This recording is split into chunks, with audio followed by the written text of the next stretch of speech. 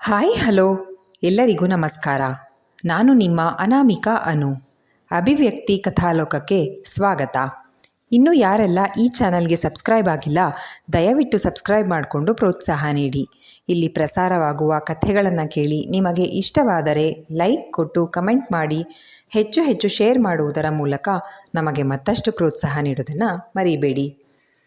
ಸೂತಪುತ್ರ ಕರ್ಣ ಕಥೆಯ 14ನೇ ಅಧ್ಯಾಯವನ್ನು ನೀವೆಲ್ಲರೂ ಕೇಳಿ ಆನಂದಿಸಿದ್ದೀರಾ ಅಂತ ಭಾವಿಸ್ತೇನೆ. ಹಾಗಾದರೆ 15ನೇ ಅಧ್ಯಾಯವನ್ನು ಶುರು ಮಾಡೋಣ. ಕೃಷ್ಣವೇಣಿ ಕೋಣೆಯಿಂದ ಹೊರಗೆ ಹೋದ ಮೇಲೆ ಇಂದುಮತಿಗೆ ಎಚ್ಚರವಾಗಿ ಕಣ್ಬಿಟ್ಟಳು. ಮನೆಯ ಸೂರನ್ನು ದಿಟ್ಟಿಸಿ ನೋಡುತ್ತಾ, ಅಮ್ಮ ಯಾಕೆ ಔಷಧಿ ವಿಷಯನ ಹೇಳಬೇಡ ಅಂದರು? ಹಾಗಾದರೆ ನಂಗೆ ಔಷಧಿ ತಂದು ಕೊಟ್ಟಿದ್ಯಾರು? ಬೆಳಗ್ಗೆ ಅಮ್ಮನ ಹತ್ರನೇ ಕೇಳಬೇಕು ಎಂದುಕೊಂಡಳು. ಮತ್ತೆ ಪೇಟೆಯಲ್ಲಿ ವೈದ್ಯರು ಕೊಟ್ಟ ಮಾತ್ರೆ ಟಾನಿಕ್ಗಳಿಗಿಂತ ಉತ್ತಮ ಕೆಲಸ ಮಾಡ್ತಲ್ಲ, ಅಮ್ಮ ಯಾರಿಗೆ ಹೇಳ್ತರಿಸಿದ್ಲು? ಹೀಗೆ ಅನಾಮಿಕನಂತೆ ಔಷಧಿ ತಂದುಕೊಟ್ಟ ಅಪರಿಚಿತನ ಮೇಲೆ ಕುತೂಹಲ ಮೂಡಿತು. ಹಾಗೆ ಇಲ್ಲಿಯೇ ಇರುವ ಮನಸ್ಸೂ ಆಯಿತು. ಬಹಳ ವರ್ಷಗಳ ನಂತರ ಅಪ್ಪ ಅಮ್ಮನ ಜೊತೆ ನಮ್ಮ ಮನೆಯಲ್ಲಿ ಇರುವ ಅವಕಾಶ ಸಿಕ್ಕಿದೆ. ಅದನ್ನು ಸದುಪಯೋಗಪಡಿಸ್ಕೊಳ್ಳೇಬೇಕು. ಗುಣವಾಗಿದ್ದೇನೆ ಎಂದರೆ ಪೇಟೆ ಕಳಿಸ್ಬಿಡ್ತಾರೆ. ಆದ್ದರಿಂದ ಇನ್ನೂ ಗುಣವಾಗಿಲ್ಲ ಎನ್ನುವಂತೆ ಇರಬೇಕು ಎಂದು ಮನೆಯಲ್ಲಿ ಇನ್ನಷ್ಟು ದಿನ ಉಳಿಯಲು ಯೋಜನೆ ಹಾಕಿಕೊಂಡು ಮಲಗಿದಳು ಇಂದುಮತಿ. ಇತ್ತ ಗೌಡರು ಮಾಮೂಲಿಯಂತೆ ಮದ್ಯ ಸೇವಿಸಿ ಬಂದು ಮನೆಯಲ್ಲಿ ಮಗಳಿದ್ದರಿಂದ ಹೆಚ್ಚು ಮಾತನಾಡದೆ ಊಟ ಮುಗಿಸಿ ಮಲಗಿದ್ದರು. ಆದರೂ ಮಗಳು ಹೆಚ್ಚು ದಿನ ಹಾಡಿಯಲ್ಲಿ ಉಳಿಯುವುದು ಸುರಕ್ಷಿತವಲ್ಲ. ಅವಳಿಗೆ ಹಾಡಿಯ ಯಾವ ವಿಷಯಗಳು ತಿಳಿಯಬಾರದು. ಆದಷ್ಟು ಬೇಗ ಅವಳನ್ನು ಪೇಟೆಗೆ ಕಳಿಸ್ಬಿಡಬೇಕು. ಅವಳು ನನ್ನ ಗುಣಗಳನ್ನು ಒತ್ತಿಲ್ಲ, ಎಲ್ಲ ಅವಳ ಅಮ್ಮನ ಗುಣಗಳೇ. ಕೃಷ್ಣವೇಣಿಗಾದರೂ ಹೆದರಿಸಿ ಬಾಯಿ ಮುಚ್ಚಿಸಿದ್ದೇನೆ, ಆದರೆ ಮಗಳಿಗೆ ಹೆದರಿಸುವಂತೆಯೂ ಇಲ್ಲ. ಅವಳು ಹಾಡಿಯಲ್ಲಿ ಇರುವಷ್ಟು ದಿನ ಮನೆಯೊಳಗೆ ಇರುವಂತೆ ನೋಡಿಕೊಳ್ಬೇಕು. ಹಾಡಿಯ ಜನ ಎಂದು ಗೌಡರು ತಮ್ಮ ರಹಸ್ಯವನ್ನು ಮಗಳಿಗೆ ತಿಳಿಯದ ಹಾಗೆ ಮುಚ್ಚಿ ಹಾಕಲು ಯೋಜನೆ ಮಾಡಿಕೊಂಡ್ರು. ಹಾಗೆ ಪಕ್ಕದಲ್ಲಿ ಮಲಗಿದ್ದ ಕೃಷ್ಣವೇಣಿಗೂ ತಾಕೀತು ಮಾಡಿದ್ದರು. ಆಕೆಯಾದರೂ ಏನು ಮಾಡಿಯಾಳು? ಒಂದು ರೀತಿಯಲ್ಲಿ ಇಂದುಮತಿಗೆ ಹಾಡಿಯ ಕಹಿ ಸತ್ಯಗಳ್ಯಾವು ತಿಳಿಯುವುದು ಅವಳಿಗೂ ಬೇಡವಾಗಿತ್ತು. ಯಾಕೆಂದರೆ ಇದರಿಂದ ಅಪ್ಪ ಮಗಳ ಮಧ್ಯೆ ವೈಮನಸ್ಸು ಮೂಡುವ ಅವಕಾಶಗಳೇ ಹೆಚ್ಚಿದ್ವು. ಗೌಡರ ವಿರುದ್ಧವಾಗಿ ಯಾರೇ ಹೋದರೂ ಅವರಿಗೆ ಉಳಿಗಾಲವಿಲ್ಲ ಎಂಬುದು ಕೃಷ್ಣವೇಣಿಗೆ ಚೆನ್ನಾಗಿ ತಿಳಿದಿತ್ತು. ಗೌಡರ ವ್ಯಾಘ್ರತನ ಹೊರಬಂದರೆ ಎದುರಿಗಿರುವುದು ತಾನೇ ಜನ್ಮ ಕೊಟ್ಟ ಮಗಳು ಎಂದು ಕೂಡ ಮುಲಾಜು ನೋಡುತ್ತಿರಲಿಲ್ಲ. ಇದನ್ನು ತಿಳಿದಿದ್ದ ಕೃಷ್ಣವೇಣಿ ಮಗಳ ಕ್ಷೇಮದ ದೃಷ್ಟಿಯಿಂದ ಹಾಡಿಯ ವಿಷಯಗಳಿಂದ ಇಂದುಮತಿ ದೂರ ಇರುವುದೇ ಲೇಸು. ಆದರೆ ಅವರ್ಯಾರಿಗೂ ಕಲ್ಪನೆಯೂ ಇರಲಿಲ್ಲ. ಇವರೆಲ್ಲ ಯೋಚಿಸುವ ಮೊದಲೇ ಕರ್ಣ ಇಂದುಮತಿ ಇಬ್ಬರ ದೃಷ್ಟಿ ಮಿಲನವಾಗಿ ಇಬ್ಬರ ಹೃದಯದಲ್ಲೂ ಅವರಿಗೇ ತಿಳಿಯದಂತೆ ಪ್ರೇಮಾಂಕುರವಾಗಿತ್ತು. ಕಲ್ಯಾಣಿ ಬೇಯಿಸಿಕೊಟ್ಟ ಗಂಜಿ ಕುಡಿದ ಕರ್ಣ ತೆಪ್ಪಗೆ ಮಲಗದೆ ದುಂಬಾಲು ಬಿದ್ದಿದ್ದ. ಅಮ್ಮ, ಗೌಡ್ರ ಮಗಳಿಗೆ ಎಷ್ಟು ದಿನದಿಂದ ಐತೆ ಜ್ವರ? ಇಷ್ಟು ದಿನ ಎಲ್ಲಿದ್ಲಂತೆ? ಮೋಟಾರ್ ಗಾಡಿಲೇ ಬಂದರು. ಅವ್ರ ಜೊತೆ ಇನ್ನೂ ಇಬ್ಬರು ಹೆಂಗಸ್ರಿದ್ರು. ಒಬ್ಬರು ನಿನಗಿಂತ ವಯಸ್ಸಾದವರು, ಇನ್ನೊಬ್ಬರು ನಿನ್ನದೇ ವಯಸ್ಸಿನವರು ಇರಬೇಕು. ನೋಡೋಕೆ ಒಳ್ಳೆ ಸೀರೆ ಉಟ್ಕೊಂಡು ಚೆನ್ನಾಗಿದ್ರು. ಯಾರವರು? ಗೌಡ್ರು ಮಗಳನ್ನು ನೀನು ನೋಡಿದ್ದ ಎಂದು ಕೇಳಿದ. ಕರ್ಣ, ಗಂಜಿ ಕುಡ್ದೆ ತಾನೆ? ಹೊಟ್ಟೆ ತುಂಬ. ಮತ್ತೆ ಸುಮ್ಮನೆ ಮಲ್ಕೋ. ನನ್ನ ತಲೆ ತಿನ್ನಬೇಡ. ದೊಡ್ಡೋರ ಮನೆ ವಿಷಯ ಯಾಕೆ? ನೀನು ಔಷಧಿ ಕೊಟ್ಟಿದ್ದೀಯಾ? ಔಷಧಿಯಿಂದ ಚಿಕ್ಕಮ್ಮವರು ಆರೋಗ್ಯದಲ್ಲಿ ಸ್ವಲ್ಪ ಸುಧಾರಣೆ ಆಗಿದೆ. ಅದಕ್ಕೆ ಗೌಡ್ತಿ ಧನ್ಯವಾದಗಳನ್ನು ಹೇಳಿದ್ದಾರೆ. ಅದು ಅವರ ದೊಡ್ಡ ಮನಸ್ಸು. ಅಷ್ಟು ಸಾಕು ನಮ್ಮ ಯೋಗ್ಯತೆಗೆ. ಹೆಚ್ಚು ಕುತೂಹಲ ಬೇಡ ಎಂದಳು ಕಲ್ಯಾಣಿ.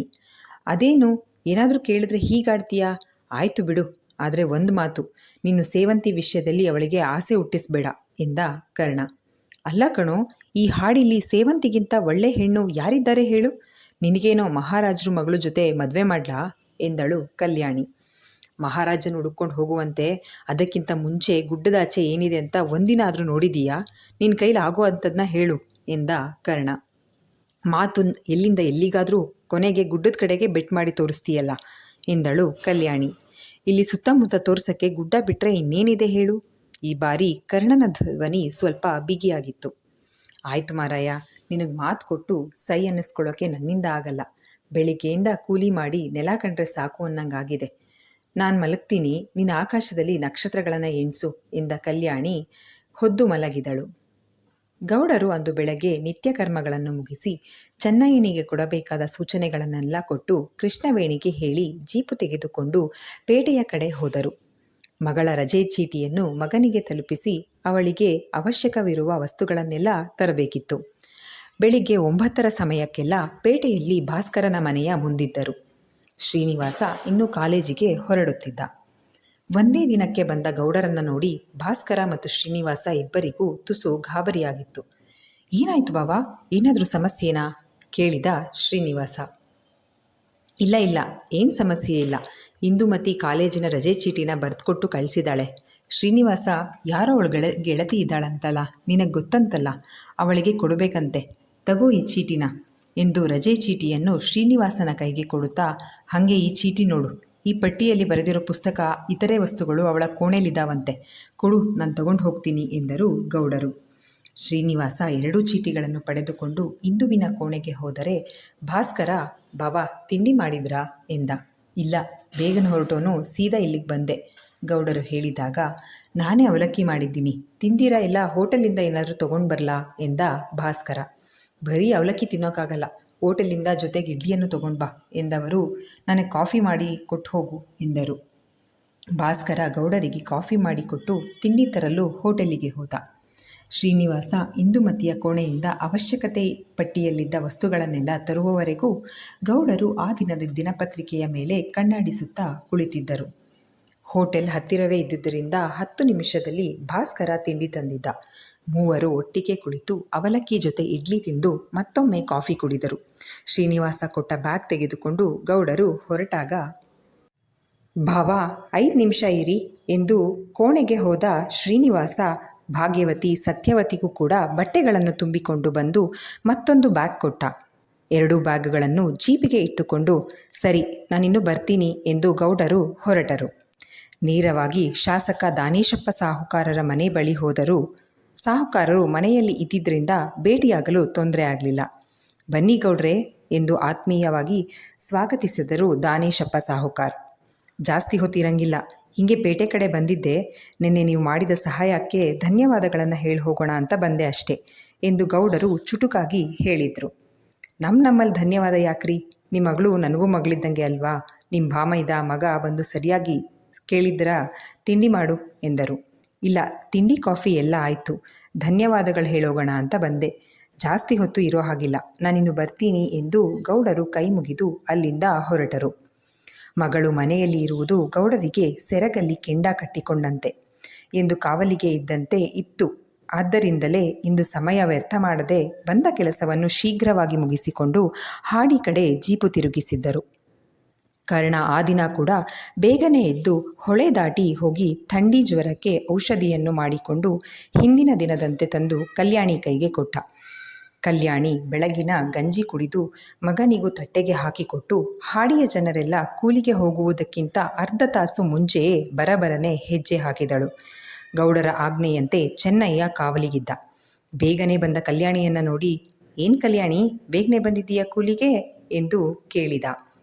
ತಲೆ ಕೆರೆದುಕೊಳ್ಳುತ್ತಾ, ಅದು ಅವ್ವಾರ್ತ ಒಸಿ ಹಿಟ್ಟಿಸ್ಕೊಂಡು ಹೋಗೋಣ ಅಂತ ಬಂದೆ, ಗಂಜಿ ಕುಡಿದ್ರೆ 1 ಗಂಟೆ ಅಷ್ಟೇ, ಹೊಟ್ಟೆ ಕರಗೋಗ್ತೆ ಎಂದು ಸುಳ್ಳು ನೆಪ ಹೇಳಿದ್ಲು.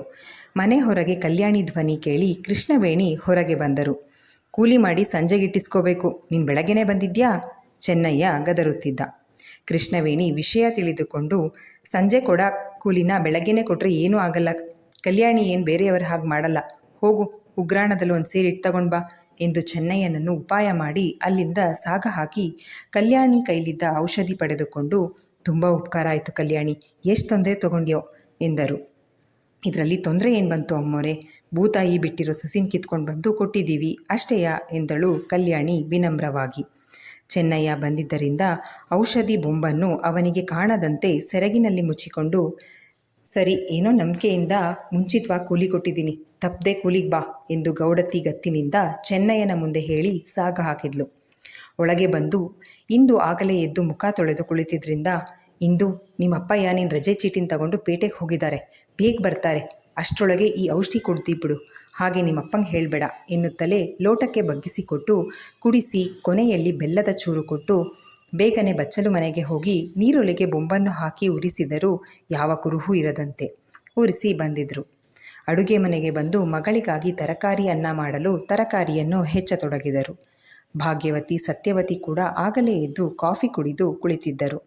ಇಬ್ಬರಿಗೂ ಯಾವ ಕೆಲಸವನ್ನೂ ಮಾಡಲು ಬಿಡುತ್ತಿಲ್ಲ. ಕೃಷ್ಣವೇಣಿ ಮನೆಗೆ ಬಂದಿರುವುದೇ ಸಂಭ್ರಮ. ಕೃಷ್ಣ ಸುಮ್ಮನೆ ಕೂತು ಕೂತು ಸಮಯ ಹೋಗಲ್ಲ, ಎಳೆ ಬಿಸಿಲು ಚೆನ್ನಾಗಿದೆ, ಸ್ವಲ್ಪ ಮೈ ಕಾಯಿಸ್ಕೊತೀವಿ ಎಂದರು ಸತ್ಯವತಿ. ಅಮ್ಮ ಈಗ ಬೇಡ, ಕೂಲಿ ಜನ ಬಂದಿರ್ತಾರೆ, ಇನ್ನೊಂದು ಸ್ವಲ್ಪ ಹೊತ್ತ ತಾಳು, ತೊಟ್ಟಿ ಮನೆಗೆ ಬಿಸಿಲು ಬರುತ್ತೆ, ಇಲ್ಲೇ ಸ್ವಲ್ಪ ಓಡಾಡುವಂತೆ ಎಂದರು ಕೃಷ್ಣವೇಣಿ. ಒಳ್ಳೆ ಅರಮನೆ ಅಂತ ಸೆರ್ಮನೆ, ಅದು ಹೇಗಾದರೂ ಇದ್ದೀಯೋ ಎಂದು ಗುಣಗುತ್ತಲೇ ಜಪಮಾಲೆಯನ್ನು ಹಿಡಿದು ಕುಳಿತರು ಸತ್ಯವತಿ. ಅತ್ತಿಗೆ ಇಂದು ಹೇಗಿದ್ದಾಳೆ, ಅಡುಗೆ ಮನೇಲಿ ಏನಾದರೂ ಸಹಾಯ ಮಾಡಲಾ ಎಂದರು ಭಾಗ್ಯವತಿ. ಬೇಡ ಭಾಗ್ಯ, ನಾನು ಮಾಡ್ಕೋತೀನಿ, ಹೋಗು ಸ್ನಾನ ಮಾಡು, ಇಂದು ಜೊತೆ ಕೋಣೆಲಿ ಮಾತಾಡ್ಕೊಂಡು ಕೂತ್ಕೋ ಎಂದರು ಕೃಷ್ಣವೇಣಿ. ಅವಳಿಗೆ ಆಯಾಸ ಆಗುತ್ತೆ, ನಿಜ ಹೇಳಬೇಕು ಅಂದರೆ ಇಂದು ಇಲ್ಲಿಗೆ ಬಂದಿರೋದ್ರಿಂದ ನೋಡ್ತಾ ಇರಿ, ಬೇಗ ಗುಣ ಆಗ್ತಾಳೆ ಎಂದರು ಭಾಗ್ಯವತಿ. ಏನು ಮಾಡೋದು ಭಾಗ್ಯ, ಇಲ್ಲೇನು ವ್ಯವಸ್ಥೆ ಇಲ್ಲ ಇಟ್ಕೊಳ್ಳೋಕ್ಕೆ, ಬೇಸರದಿಂದ ನುಡಿದರು ಕೃಷ್ಣವೇಣಿ. ಅಕ್ಕ, ಇಂದುಗೆ ಬೇಕಿರೋದು ಸವಲತ್ತುಗಳಲ್ಲ, ತಾಯಿ ಮಡಿಲು, ಬಿಡಿ ಹೋಗಲಿ, ನೀವೇನೂ ಮಾಡೋಕ್ಕಾಗಲ್ಲ ಎಂದರು ಭಾಗ್ಯವತಿ. ತರಕಾರಿ ಹೆಚ್ಚಿಟ್ಟು ಒಗ್ಗರಣೆ ಹಾಕಿ ಅಕ್ಕಿ ತರಕಾರಿ ತೊಳೆದು ಒಟ್ಟಿಗೆ ಬೇಯಲು ಇಟ್ಟು, ಬಾ ಇಂದುಗೆ ಸ್ನಾನ ಮಾಡ್ತಾಳೇನೋ, ಜ್ವರ ಬಂದಾಗಿಂದ ಮಾಡಿಲ್ವೇನೋ, ತುಂಬ ಮೈನೋವು ಅಂತಿದ್ಲು ಎಂದರು ಕೃಷ್ಣವೇಣಿ. ಜ್ವರ ಬಂದು ಕೂದಲೆಲ್ಲ ಸೀಳಿಕೊಂಡು ಒರಟಾಗಿತ್ತು.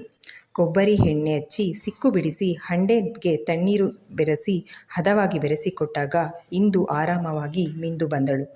ಅಷ್ಟರಲ್ಲಿ ಕೃಷ್ಣವೇಣಿ ಗಟ್ಟಿ ಸೌದೆ ಕೆಂಡಕ್ಕೆ ಸಾಂಬ್ರಾಣಿ ಹಾಕಿ ತಯಾರು ಮಾಡಿದ್ದರು. ಇಂದುಮತಿಯದು ನೀಳಕೇಶರಾಶಿ.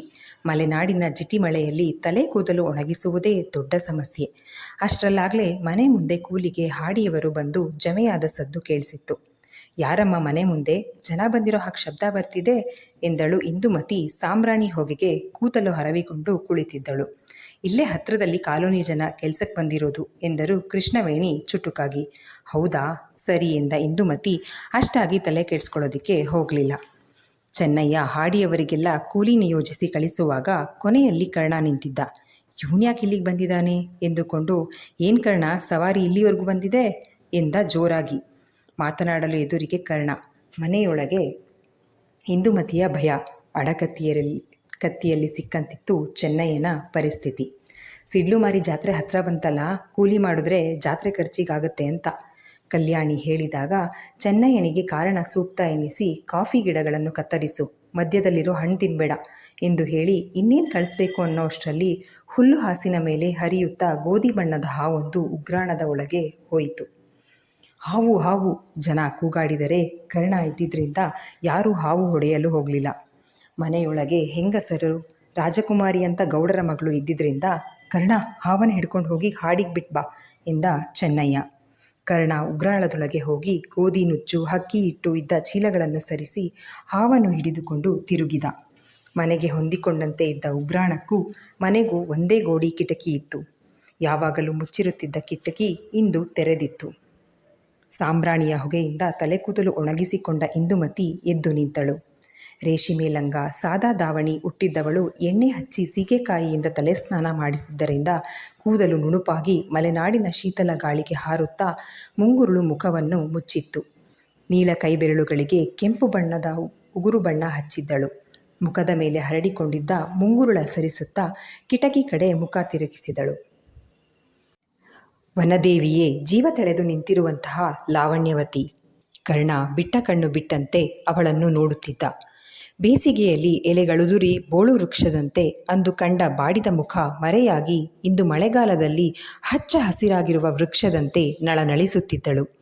ಕಾಡಿನ ಶುದ್ಧ ಗಾಳಿ ಅವಳಲ್ಲಿ ಜೀವ ಚೈತನ್ಯವನ್ನು ತುಂಬಿತ್ತು.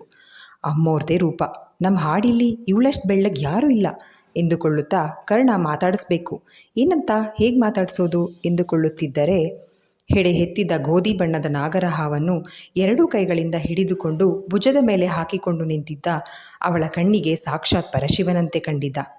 ಎರಡನೇ ಬಾರಿ ಕಣ್ಣುಗಳು ಸಂಧಿಸಿದ್ದವು.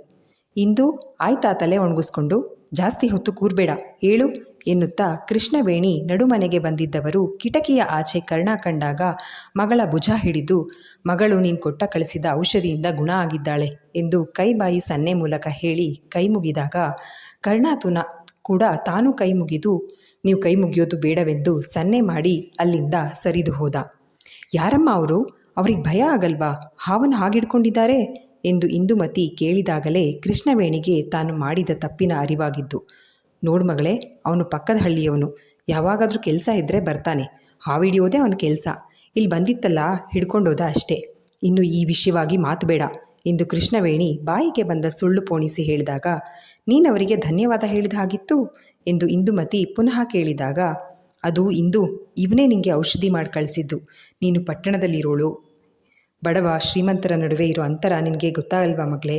ನಿಮ್ಮ ಅಪ್ಪಂಗೆ ಗೊತ್ತಾದರೆ ಬೈತಾರೆ ಎಂದು ಹೇಳಿದಾಗ, ಸೂಕ್ಷ್ಮ ಹುಡುಗಿ ಇಂದು ಅರ್ಥ ಮಾಡಿಕೊಂಡು, ಅಮ್ಮ, ಪೇಟೆಯಲ್ಲಿ ವೈದ್ಯರಿಗೆ ತೋರಿಸಿದ್ರೂ ಗುಣ ಆಗಲಿಲ್ಲ, ಇಲ್ಲಿ 2 ದಿನಕ್ಕೆ ಇಷ್ಟು ಸುಧಾರಿಸಿದ್ದೀನಿ, ಕೃತಜ್ಞತೆ ಅಂತ ಅವ್ರಿಗೇನಾದರೂ ಉಡುಗೊರೆ ಕೊಡಮ್ಮ ಎಂದಾಗ ಮಗಳ ಗುಣಕ್ಕೆ ತಲೆದೂಗಿ, ಆಯಿತು, ನಿಮ್ಮ ಅಪ್ಪಂಗೆ ಗೊತ್ತಾಗದಂತೆ ಕೊಡ್ತೀನಿ ಎಂದರು ಕೃಷ್ಣವೇಣಿ.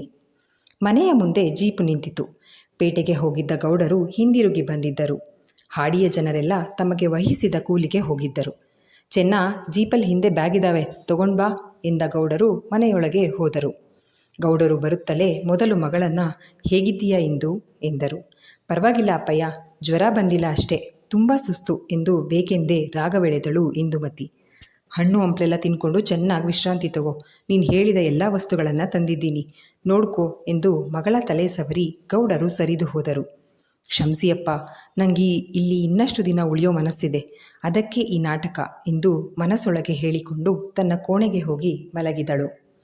ದನಕರು ಕುರಿ ಕಾಯುವವರು ಹೆಗಲ ಮೇಲೆ ಕೋಲು ಇಟ್ಟುಕೊಳ್ಳುವಷ್ಟು ಸುಲಭವಾಗಿ ಹಾವು ಹಿಡಿದುಕೊಂಡವನೇ ಕಣ್ಬಿಟ್ಟರೂ ಕಣ್ಮುಚ್ಚಿದರೂ ನೆನಪಾಗುತ್ತಿದ್ದ.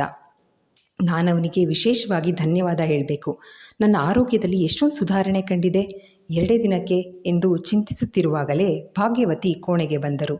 ಮಲಗಿದ್ದ ಇಂದು ಎನ್ನುತ್ತಾ, ಅತ್ತೆ ಬನ್ನಿ, ನಿದ್ದೆ ಮಾಡ್ತಿಲ್ಲ ಎಂದವಳು ಎದ್ದು ಕೂರಲು ಹೋದಳು.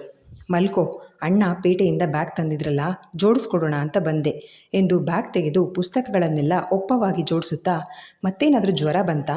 ಅದಕ್ಕೆ ನಿನ್ನ ಜೊತೆ ಇದ್ದರೆ ನಿನಗೂ ಸಮಾಧಾನ, ಪೇಟೆಯಲ್ಲಿ ನಾನಿರ್ತೀನಲ್ಲ ಅದಕ್ಕೆ ಬರಲಿಲ್ಲ ಎಂದರು. ಹೌದು ಅತ್ತೆ, ಇಲ್ಲಿ ಅಪ್ಪ ಅಮ್ಮ ಇಬ್ಬರು ನನ್ನನ್ನು ತುಂಬ ಪ್ರೀತಿ ಕಾಳಜಿ ಮಾಡ್ತಾರೆ.